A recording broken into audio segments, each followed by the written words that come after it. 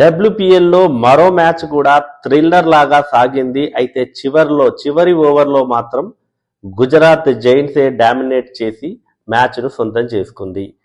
మరి UP warriors చివరి వరకు పోరాడినా కూడా కొండంత రన్ రేట్ ఉండడంతో వాళ్ళు చేసేదేమీ లేకపోయింది. చేతిలో వికెట్లు కూడా లేవు. మరి ఏం జరిగింది, అసలు మ్యాచ్లో ఎలా సాగింది, ఆ డీటెయిల్స్ అన్ని ఒకసారి చూస్తే, టాస్ గెలిచిన యూపీ వారియర్స్ గుజరాత్కి బ్యాటింగ్ అప్పచెప్పింది. గుజరాత్ జైంట్స్లో ఓపెనర్ బెత్మూని తప్ప మిగతా టాప్ ఆర్డర్ మొత్తం దుమ్ము లేపే రేంజ్లో ఆడారు. సోఫీ డివైన్ ఓపెనర్గా వచ్చింది. తను మంచి స్ట్రైక్ రేట్ మెయింటైన్ చేసి 30+ రన్స్ స్కోర్ చేసింది. ఆ తర్వాత అనుష్క శర్మ యంగ్స్టర్, తను కూడా 40+ రన్స్ స్కోర్ చేసింది. తను కూడా డీసెంట్ స్ట్రైక్ రేట్ మెయింటైన్ చేసింది. ఇక captain Ashley Gardner, George Warren, ఈ ఇద్దరు స్ట్రైక్ రేట్తో అల్లాడించారు అసలు మ్యాచ్ని. స్కోర్ రేట్ను అమాంతంగా పెంచేసి టాప్ గేర్లో తీసుకుపోయి 200 పరుగులు దాటేలాగా చేశారు.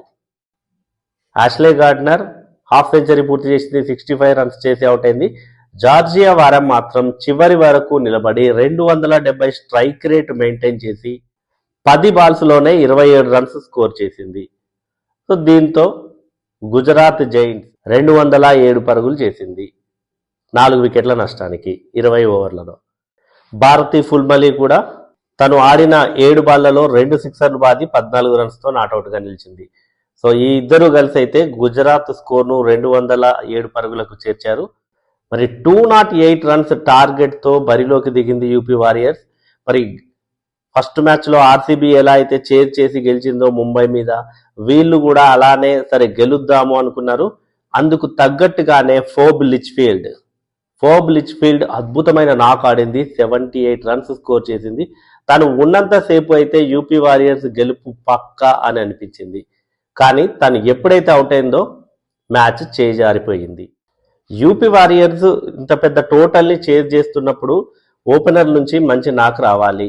కిరణ్ నవగిరే డిసప్పాయింట్ చేసింది, 1 రన్నే చేసి అవుట్ అయింది.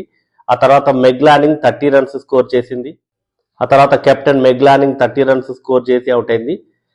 అప్పుడు ఫోబ్ లిచ్ఫీల్డ్ నిలబడి మ్యాచ్ను గెలిపించే దిశగా తీసుకెళ్ళింది. అయితే Indian super stars Harleen Deol and Deepti Sharma, ఈ ఇద్దరు కూడా వెంటనే అవుట్ అవడంతో యూపీకి కష్టాలు మొదలైనాయి. మరో ఎండ్లో లిచ్ఫీల్డ్ అద్భుతంగా ఆడుతున్నప్పటికీ కూడా సపోర్ట్ చేసే వాళ్ళే లేరు. అయితే శ్వేతా షెరావత్ కాసేపు మెరుపులు మెరిపించి ఒక మంచి పార్ట్నర్షిప్ని బిల్డ్ చేసింది. వీళ్ళిద్దరు అసలు మ్యాచ్ మీద హోప్ తీసుకొచ్చారు, గెలుస్తుంది యూపీ అనేలాగా ఆడారు.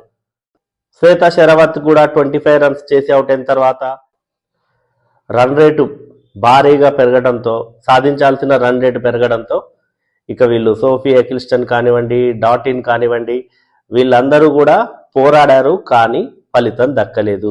చివరిలో ఆశాశోభన చివరి వరకు పోరాడింది. ఆశాశోభన 27 రన్స్ చేసింది. తను కూడా 270 స్ట్రైక్ రేట్తో. ఆశాశోభన అసలు ఒక దశలో గెలిపిస్తుందా అనిపించింది. కానీ లాస్ట్ ఓవర్లో 6 బాళ్లలో 27 రన్స్ కొట్టాలంటే వాళ్ళకి చాలా కష్టసాధ్యంగా అనిపించింది. అది కష్టసాధ్యంగా అనిపించింది ఆ స్కోరు. అప్పటికే ఇంకా మ్యాచ్ చేజారిపోయింది, గుజరాత్ చేతిలోకి వెళ్ళిపోయింది. మరి గుజరాత్లో బ్యాటర్లు ఎలాగైతే పర్ఫామ్ చేశారో, especially Sophie Devine and George Warren, ఈ ఇద్దరు బాల్తోనూ సత్తా చాటారు, వికెట్లు తీశారు. కీలకమైన టైంలో వికెట్లు తీయటము అంటే టీంలో ఉన్న వాళ్ళంతా ప్రాపర్గా ఎవరి రోల్ను వాళ్ళు ప్లే చేస్తే ఎలా ఉంటుందో గుజరాత్ జైంట్స్ అయితే చేసి చూపించిందని చెప్పొచ్చు. రేణుకా సింగ్ తను మంచి wicket taking bowler, opening bowler తనే మనకి తెలుసు. తను 2 వికెట్లు తీసింది. సోఫీ డివైన్ 2 వికెట్లు తీసింది. జార్జియా వారెన్ తను కూడా 2 వికెట్లు తీసింది. సో వీళ్ళు రెగ్యులర్ ఇంటర్వెల్స్లో వికెట్లు తీస్తూనే వచ్చారు, ఒకవైపు ఫోబ్ లిచ్ఫీల్డ్ ఆడుతున్నప్పటికీ కూడా. సో అదే వీళ్ళకి ప్లస్ పాయింట్ అయిపోయింది, విజయాన్ని సాధించేలాగా చేసింది.